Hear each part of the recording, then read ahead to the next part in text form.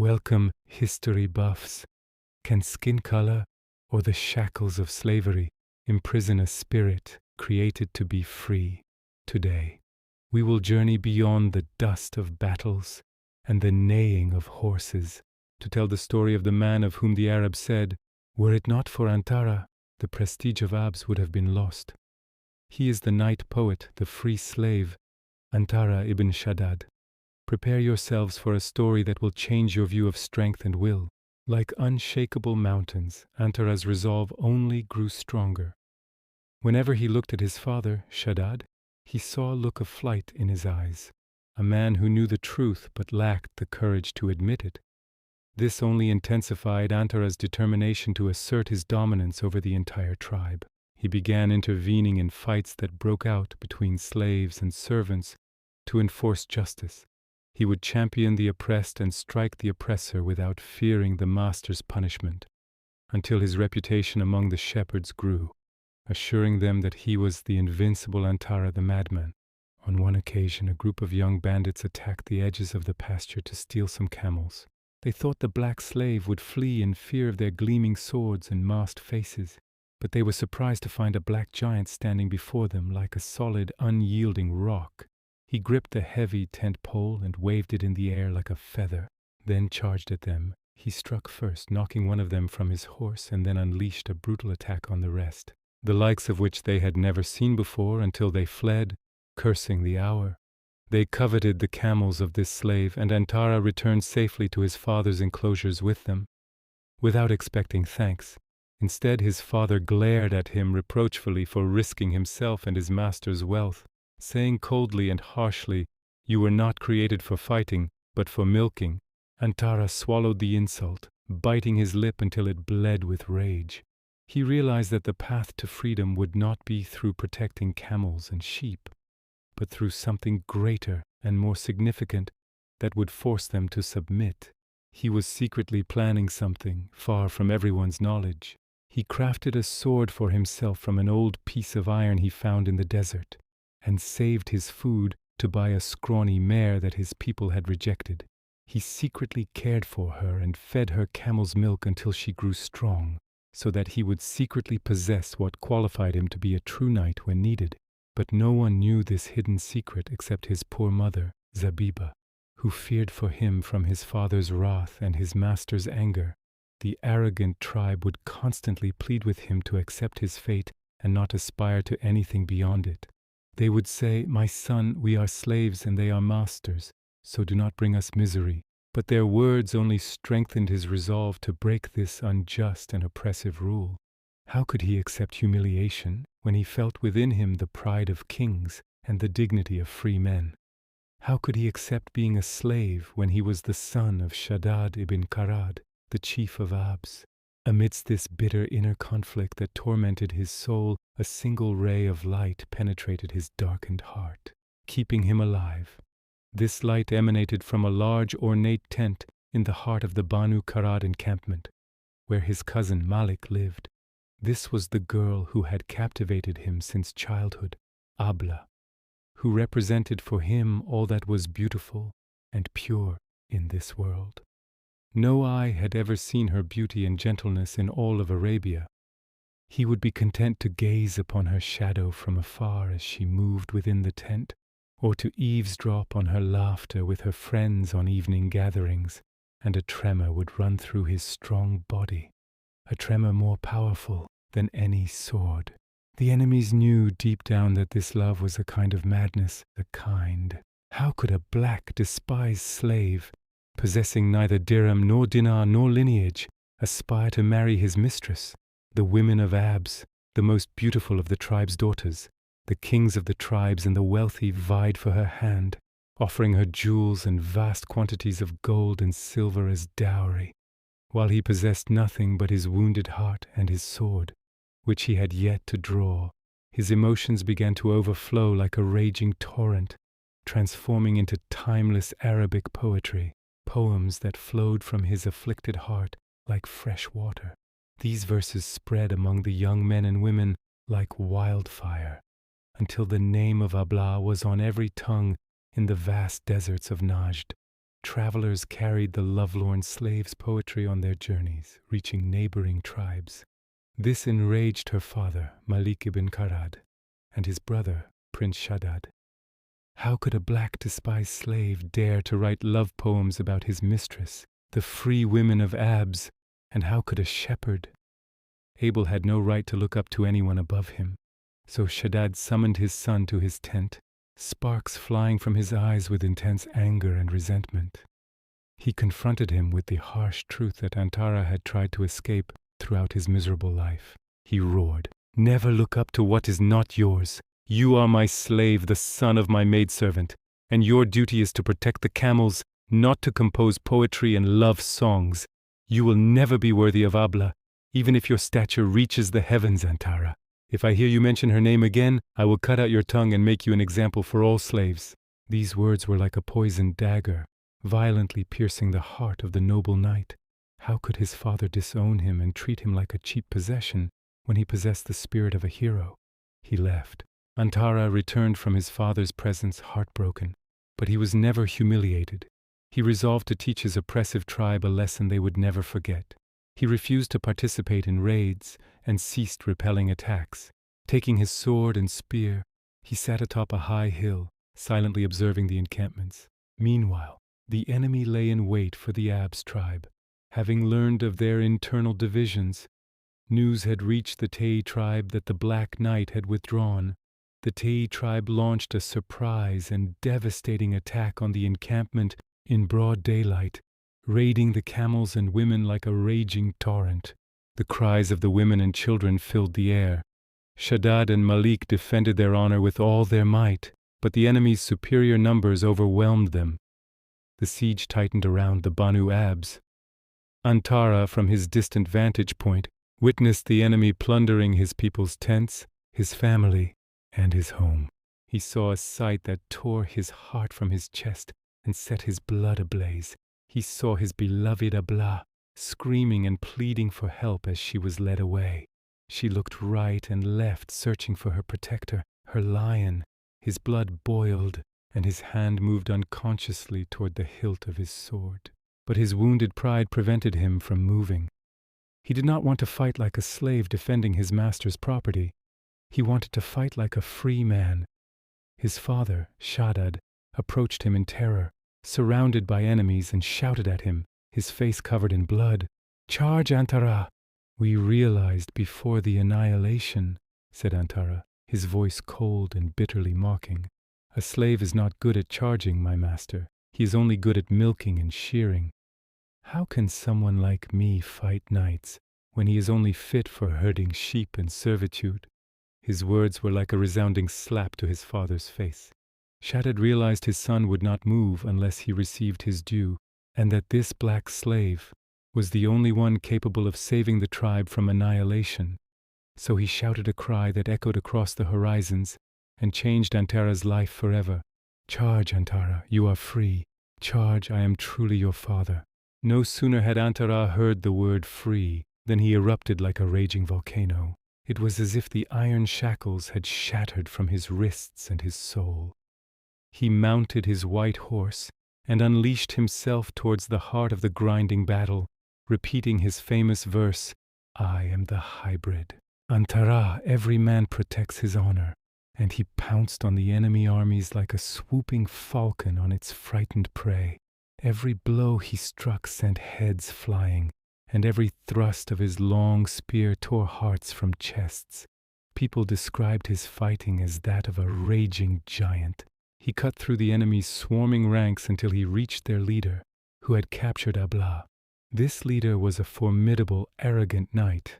Antarah shouted a cry that terrified his horse before he brought down his sharp sword, striking him a devastating blow that split him in two.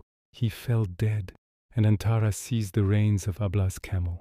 He looked at her with a gaze of reassurance and love, and he returned her home, honored and respected.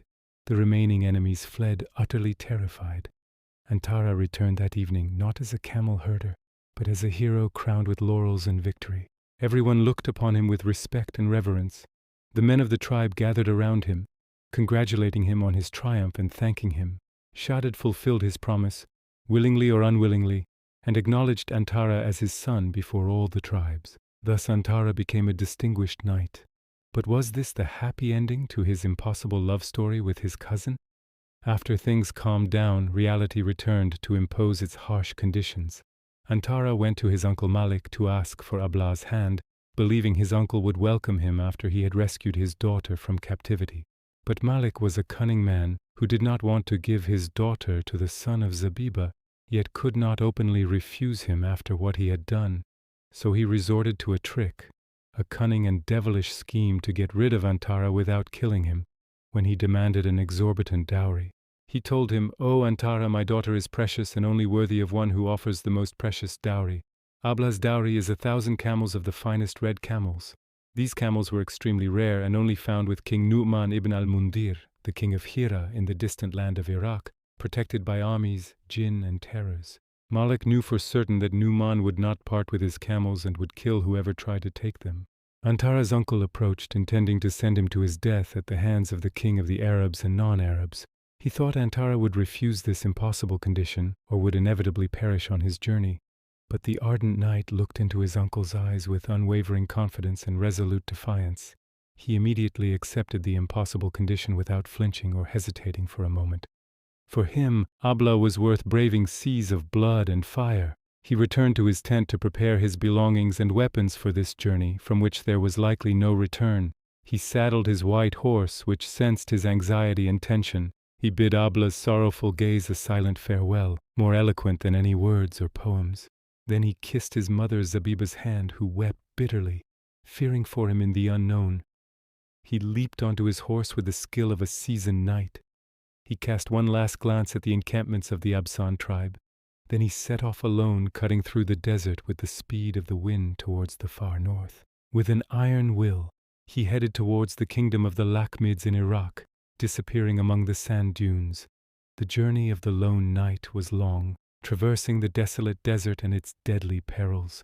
No companion could hear his complaints, except the whistling of the wind and the howling of hungry wolves. He crossed the deserts in the scorching midday heat that melts iron and stone. He continued his journey in the pitch-black darkness of night. Guided by the stars whose positions he knew, he stopped only occasionally to rest his swift horse, which shared this unknown fate with him. He spoke to himself of Abla and imagined her face in every mirage that appeared to him. This increased his determination to continue the journey, despite the fatigue and exhaustion that had overcome him. Whenever he encountered bandits or thieves in those empty wastelands, he drew his sword in their faces. He shouted a cry that instilled terror in their hearts, so they fled from him. They thought that he was a demon from among the jinn wandering in the wilderness, until the features of the land gradually began to change from dry yellow sands. He transformed the barren land into dark, fertile soil, redolent with the scent of water, life, and vegetation. In the distance, he glimpsed the shadows of towering palm trees and the waters of the Euphrates River. He knew then that he had set foot on the land of Iraq and entered the domain of King Nu'man ibn al-Mundir, that great kingdom which had been subject to the rule of the mighty Persian king Khosrow. Hira, the capital of the Lakhmids, was overflowing with lofty palaces, rich gardens, and vast armies. Antarah entered it in disguise, cautiously exploring its outskirts to discover the locations of the camels. Antarah feared neither kings nor armies. His heart was that of a lion. He began searching the guarded royal pastures for his rare prize, the swift camels. He found them grazing in a verdant meadow under the watchful eyes of Nu'man's soldiers. They were unparalleled in their beauty, speed, and deep red color, like pieces of ruby. When he saw them, his heart fluttered, and he understood why his uncle had made this request. The impossible dowry, a priceless treasure possessed only by the greatest kings of the age. Antarah did not hesitate for a moment. He resolved to plunge into death himself to claim it. He tightened his veil over his face, drew his sword, and wielding his long spear in his strong hand, he let out a cry that terrified the shepherds and soldiers. He drove the camels before him as if he were herding sheep. Chaos erupted and cries of alarm rose to alert the nearby royal guard. A multitude of horsemen, fully armored and armed, emerged from every direction, surrounding him like a bracelet. They were intent on killing this audacious, mad thief. But Antarah did not flee as thieves usually do when discovered. Instead, he charged at them with the ferocity of one who has sold his soul to death or to a resounding victory. A fierce battle ensued, the likes of which the shepherds of Hira had never witnessed before. Antarah alone fought an entire army, his sword mercilessly reaping heads. Corpses fell around him like autumn leaves. The ground was stained crimson. Numan's knights marveled at the strength of this dark-skinned man who knew no fatigue. The more they outnumbered him, the more his ferocity grew, and his blows became more intense, as if he possessed the strength of 100 men. But in the end, numbers prevailed over courage, no matter how great a knight's strength or skill. His horse, al-Abjar, stumbled in a deep pit during the charge and retreat of the battle, and Antarah fell from its back. The soldiers swarmed upon him like ants before he could rise. They bound him with heavy chains and shackles, and led him, a humiliated prisoner, to King Numan's palace. Antarah walked with his head held high despite the wounds that bled from his weary body, looking at his captors with contempt, as if he were the captive and they were his prisoners. When he was brought before Numan in his magnificent court, adorned with gold, silver, and jewels, the king was astonished by the appearance of this knight. His imposing physique and evident strength prompted Numan to ask in astonishment, "Who are you, you devil, who dared to protect me? How could you presume to covet camels that even kings wouldn't dare?" Antarah replied with eloquent and captivating words that shook the palace and all within its walls. "I am Antarah ibn Shaddad al-Absi. I have come to you seeking either death or generosity." He then recounted to the king his wondrous tale with his cousin Abla and her father's impossible condition. He recited before him a poignant poem describing the pangs of love, the cruelty of time, and the injustice of relatives. "The vision of Abla came to me in a dream and kissed me 3 times through the veil."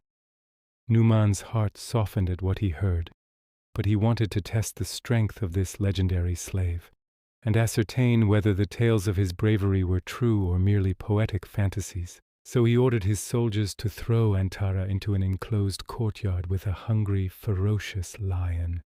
It had been imprisoned for days as punishment for criminals and a lesson to others. The onlookers gasped, believing that the end of this poor lover was surely near. Antarah was stripped of his weapon and left alone to face the ferocious beast in the arena. The lion roared, shaking the walls, and pounced on its prey with lightning speed.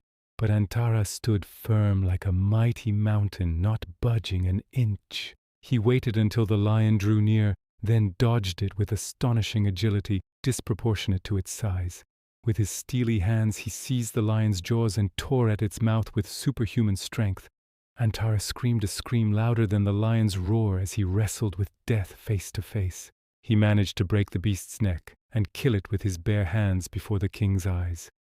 Then, with complete confidence and pride, he carried the lion's massive carcass and threw it at Numan's feet, reciting, "I am the lion, counted when the lion roars, and I am the sharp sword, cutting when the enemy retreats." Numan stood astonished. The scene horrified him, and he realized this man was not an ordinary human being. He ordered his chains removed and seated him beside him. Honoring and respecting him, he said, "O Antarah, you have captured my heart with your courage and eloquence, the likes of which I have never seen.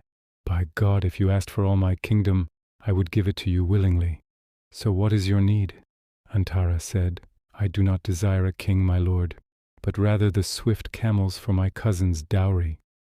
Al-Numan laughed and ordered that 1,000 swift camels be prepared, as Antarah had requested, and even added another 1,000 as a gift to Abla in appreciation of Antarah's love and loyalty. He loaded them with gifts, gold, musk, ambergris, and everything precious and easy to transport, so that Antarah might return from his perilous journey victorious and safe after everyone had thought him dead. He departed from Iraq in a magnificent procession, with camel caravans filling the horizon, heading south towards the lands of Abs to silence his enemies and those who envied him, and to prove to his uncle Malik that Ibn Zubaybah had accomplished what the kings and leaders of the Arabs had failed to do. News of his return to the tribe spread before him, bringing Abla the good news of her knight and beloved's survival. She adorned herself and prepared to meet him, her heart dancing with joy at the prospect of their reunion after separation. Malik, Abla's father, did not sleep that night, consumed by worry upon learning of Antarah's success in his mission. He had wished for Antarah's death to rid himself of the shame of marrying his free and noble daughter to him. The following morning Antarah arrived at the outskirts of the Abs encampment, a smile on his face. He was greeted by a grand reception from the women, children, and slaves who loved him. He saw astonishment and defeat in the eyes of the knights at the living miracle he had performed. He tethered his 1,000 camels before his uncle Malik's tent and shouted at the top of his voice so everyone could hear, "This is your daughter's dowry, uncle. I brought it to you from the lion's mouth and from the land of the Lakhmids. Will you now fulfill your promise to me and marry me to Abla for the dowry you stipulated?" Malik emerged from his tent and looked at the large, sturdy camels that filled the open space before him.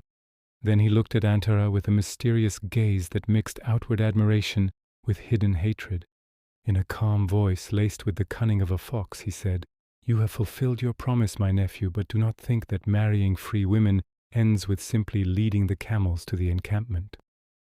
There is still something you must do to prove that you are enough to marry into the noble Banu Abs tribe."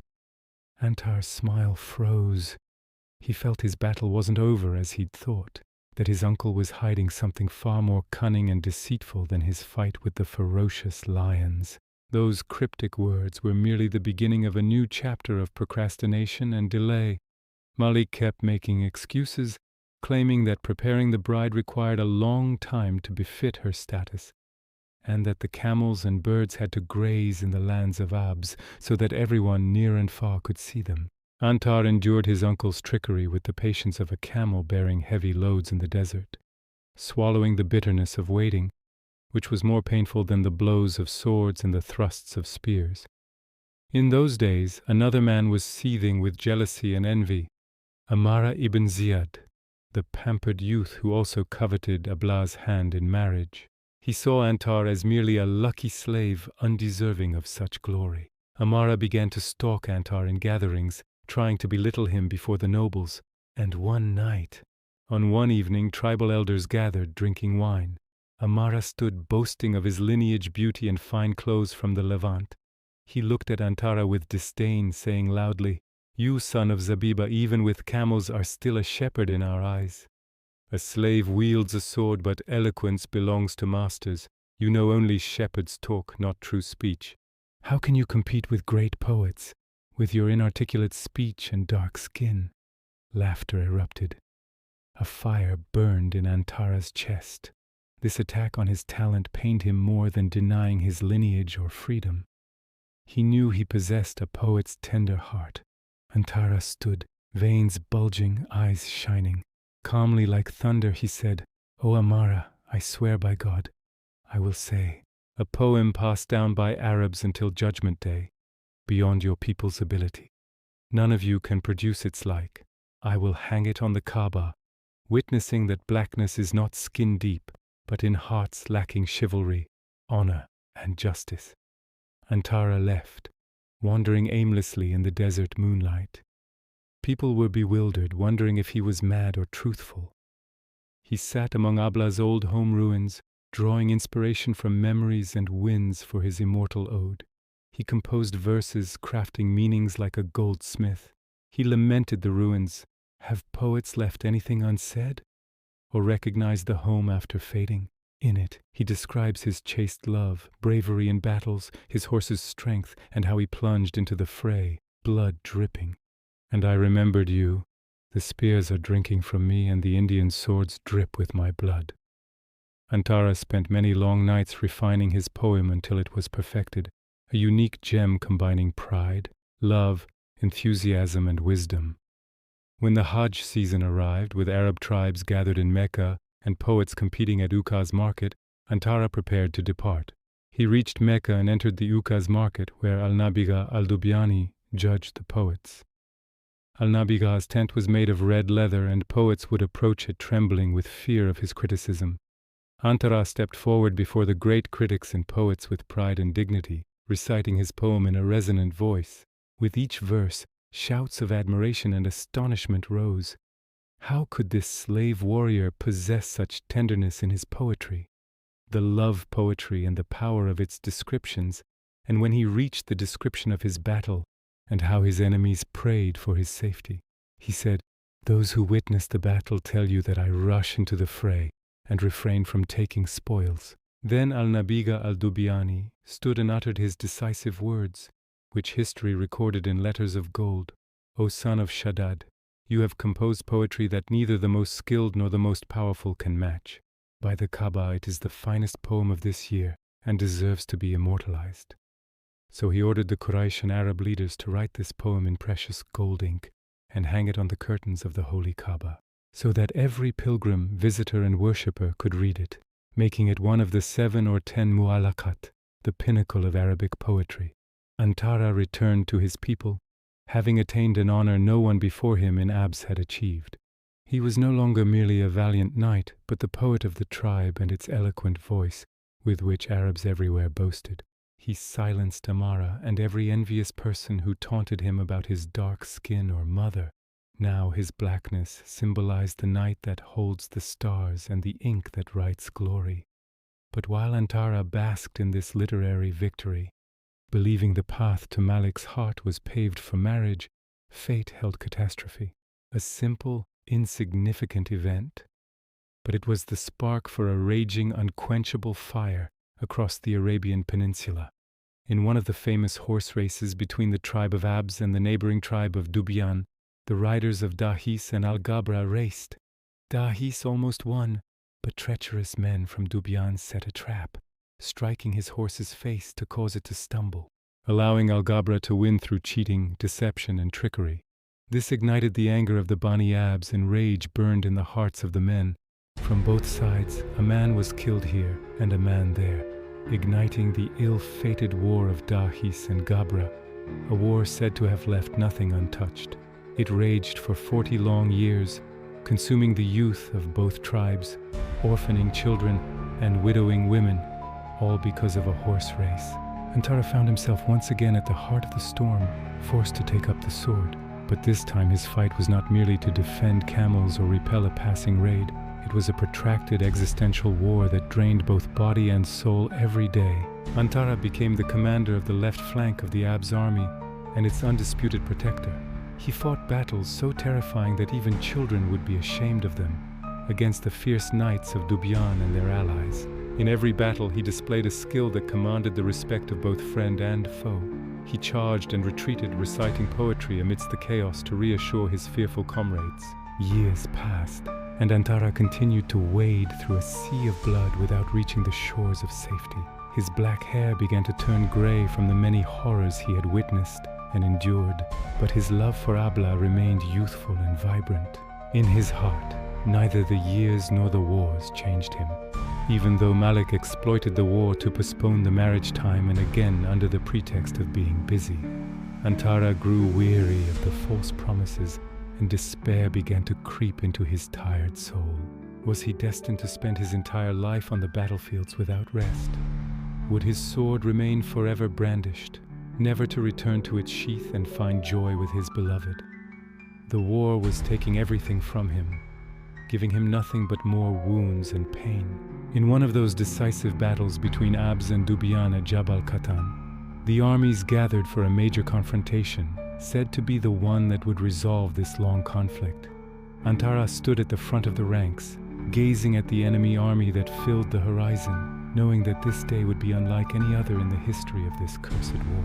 The ominous war between Abs and Dubyan erupted like wildfire, the war called Dahis and al-Ghabra, which lasted for 40 long years, consuming everything in its path and reaping the lives of young and old without mercy or respite. And Antarah found himself once again forced to bear arms to protect his people, He had no choice but to face death daily in defense of their honor. In every battle, he proved himself the unparalleled knight, leading the left flank of the army at times and charging into the heart of the enemy ranks at others, scattering their forces. Years passed, and Antarah never sheathed his sword, only to unsheath it again until his hair turned white and the wrinkles of time and hardship etched themselves upon his dark face. Yet his heart remained youthful, pulsating with the same courage and daring as in his prime.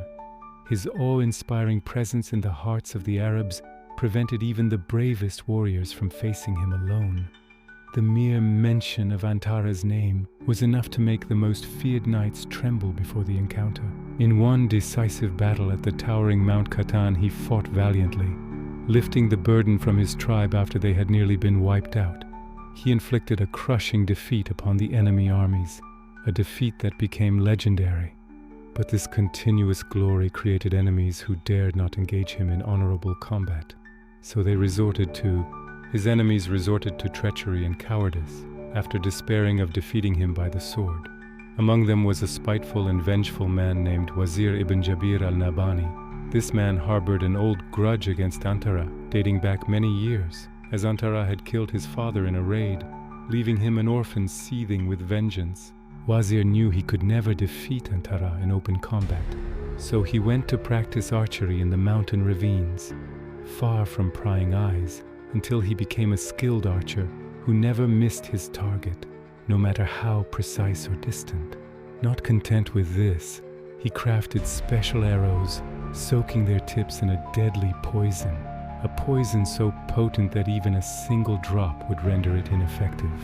He lay in wait for Antarah everywhere he went, like a malevolent shadow in the darkness, anticipating a moment of inattention or weakness to unleash his fatal arrow from its hiding place.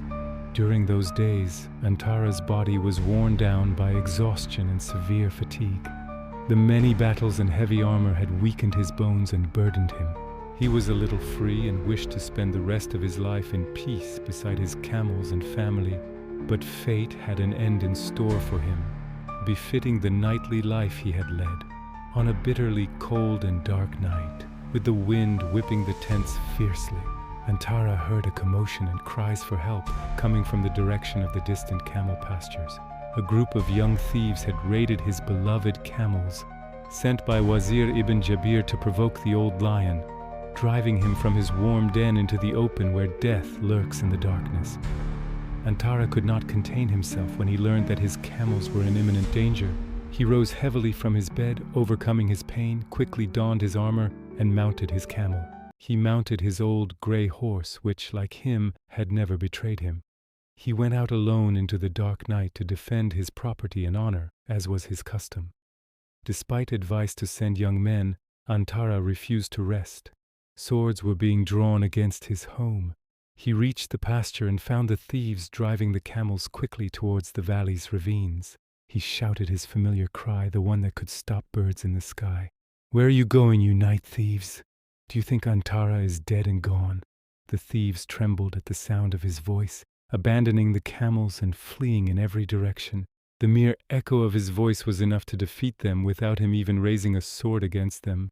Antarah laughed a mocking laugh at the cowardice, meanness, and weakness of his enemies.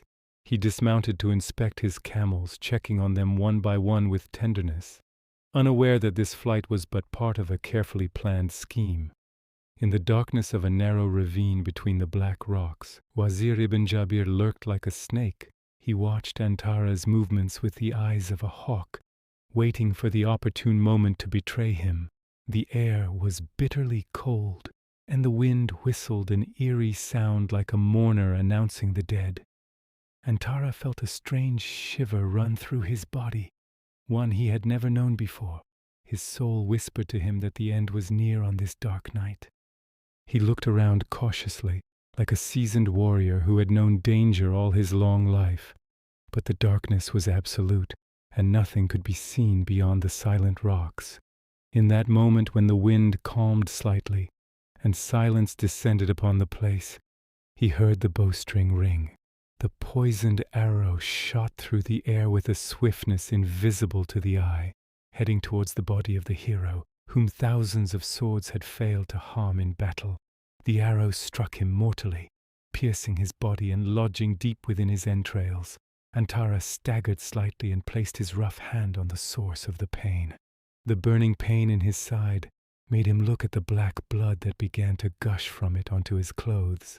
He knew from the color and heat of the blood that the arrow was poisoned with a deadly venom, and that this blow was unlike any he had suffered in his previous life. It was the blow of death he had long awaited in every battle. He cried out, his voice strained against the pain. "Who shot me? Who is the treacherous coward? Come out if you are a free man, and don't hide like a woman behind the silent stones." But no one answered him, and silence reigned in that desolate valley. He had fled, having confirmed that his arrow had hit its target precisely. Fearing that the wounded lion would rise up and devour him before his soul departed, Antar, with steely resolve, endured despite the poison coursing through his veins. He knew that if he fell from his horse now, the thieves would return to plunder the camels, his tribe's wealth would be lost, and his enemies would triumph over him in his final moments. He resolved to create a final scene worthy of the legend he had built with blood and sweat.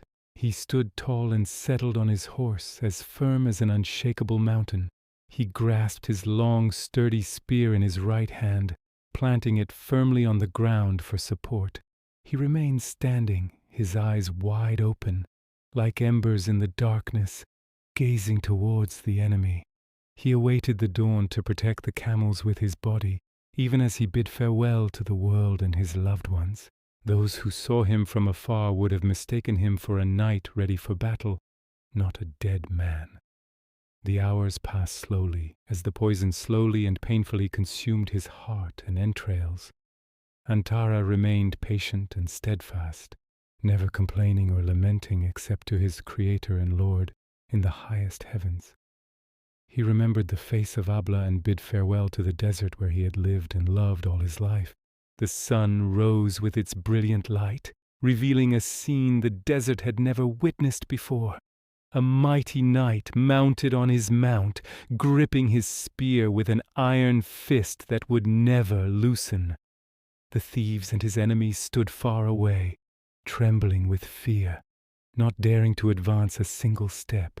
They believed he was waiting to pounce on them should they move even slightly towards the camels. This continued for many long hours. The sun climbed high in the sky, its heat intensifying. Yet Antar remained motionless, speechless, and unblinking, despite the flies and dust. Doubt began to creep into the hearts of Wazir ibn Jabir and his fellow thieves. They wondered to one another, "Why is he so still? Is he asleep or is he playing a trick on us?" This is Antar, who never loses sight of his enemy for a single moment. Beware his fury. They feared he might have set a trap, ready to pounce on them should they approach. They remained rooted to the spot like statues until the sun began to set. A gentle breeze stirred the still sands of the valley. Antar's horse, al-Absi, sensed his rider's stillness and the cessation of his breath. The horse stirred slightly to graze on some dry grass. Antar's body trembled, and he slumped from the horse's back, falling to the ground with a crash. That echoed through the valley like the collapse of a great mountain, broken by its heavy load. As he fell, the spear slipped from his hand, and his turban rolled from his grey head. The thieves cried out in a mixture of joy and astonishment, "He's dead! The slave is dead!" They realized they had been imprisoned all day by a lifeless corpse that terrified them. They approached him cautiously, scarcely believing the legend had ended. Wazir ibn Jabir stood over Antar's body, gazing at him with the cowardly and weak-willed gloating of a coward. Antar was dead, his eyes open, looking to the sky with an unbreakable defiance, as if to say, "You have killed the body, but you will never kill the memory or the glory."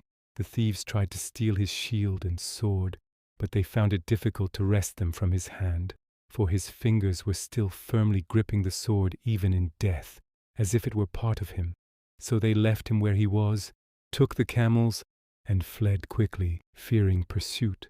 The knight's body lay exposed, guarded by the stars, the wind and the sand, until some shepherds came the next day, found him, recognized him, and wept for him. They wept bitterly and carried him on their shoulders, returning with him to the tribe of Bani Abs, which was draped in black. As soon as the news reached the tribe, it erupted in weeping, wailing, and lamentation. The protector of the land had died. The one who was their sword and shield in times of hardship had died. The one who raised the name of Abs among the Arabs and gave them prestige among nations had died. Abla emerged from her tent, tearing at her garments and throwing dust upon her head in horror. She cried out a cry that would make even stones weep, let alone humans. My cousin and my 2 knights are gone. He who protected and cared for me is gone. He loved me with a love unseen by humankind. The people remembered every moment of heroism displayed by this man who began his life as a slave. They remembered how he would shield the women and children from arrows to protect them in times of war, and how he would prioritize them over himself, giving them food and drink during famine and extreme hunger. Even his father, Shaddad, who had always been harsh and disowned him, wept bitterly that day, realizing too late that he had lost a rare jewel, irreplaceable by all the treasures of the earth. Antarah was buried in the heart of the desert he loved, the desert that had witnessed all his battles. But his story was buried with him. Did people forget the name of Ibn Zubaybah with the passage of time? On the contrary, his death was the beginning of a new and immortal life for his name. Antarah was transformed from a mere historical figure into a legendary symbol of chivalry and love. His story was recounted in gatherings and coffee houses throughout the ages, passed down by storytellers who added embellishments to enhance its beauty and splendor. His poetry became a model of eloquence, rhetoric, and genuine passionate emotion. His famous ode remains a living testament to his genius, which defied all limitations. He has healed my soul and cured its ailment. The knights said, "Woe to you, Antarah, the most generous of men." Antarah taught us that a person is not measured by their color, lineage, or wealth, but by the courage they carry in their heart and the glory they create with their own hands. Freedom is not a piece of paper written or a word spoken by a master to his lowly slave, but a decision one makes within themselves to live with dignity or die a great man. Antarah was centuries ahead of his time in his understanding of human dignity. He fought racism and classism with his sword and his words, until he compelled the world to respect him. Today, more than 1400 years after the passing of that night, the echo of his voice still resonates in our ears whenever we read his fragrant biography, reminding us that the impossible is merely an illusion in the minds of the weak and lazy, that true love is worth fighting for without exception, and that heroism lies not in always winning, but in never bowing to injustice. Peace be upon Antarah, the day he was born an outcast, the day he died a martyr, and the day he lives on in our memory.